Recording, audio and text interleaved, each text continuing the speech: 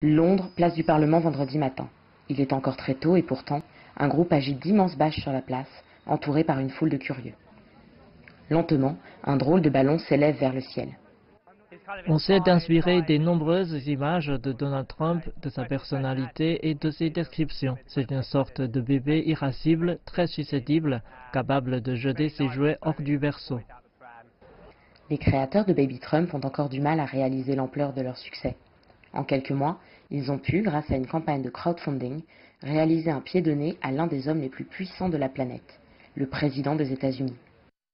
Nous avons récolté bien plus d'argent que nécessaire, donc nous allons emmener Baby Trump en tournée à la rencontre des gens qui nous ont aidés. On invite les gens à nous prévenir quand Trump se rend dans leur pays et nous leur enverrons Baby Trump. Le président des États-Unis avait été invité au Royaume-Uni par Theresa May une semaine après son investiture en janvier 2017. Une visite repoussée à de nombreuses reprises par crainte des manifestations s'organisant à Londres. Donald et Melania Trump ont été accueillis jeudi soir à Blenheim Castle par Theresa May et son époux, puis ont rencontré la reine à Windsor vendredi. Pendant ce temps, une manifestation de taille historique se produisait dans les rues de Londres.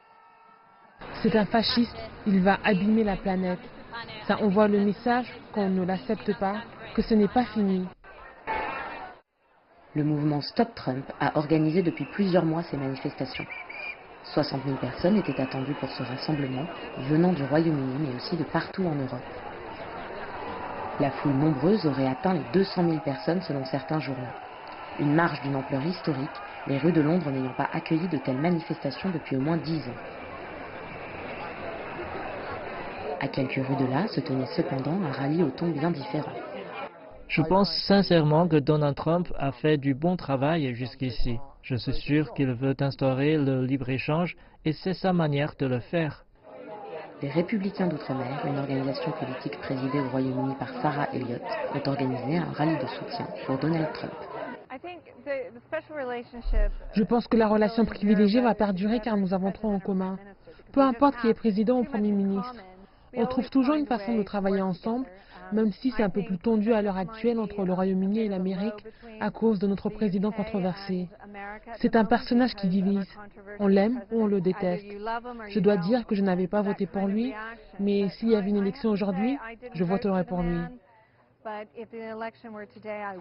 Entre soutien indéfectible et colère, Donald Trump ne laisse personne indifférent.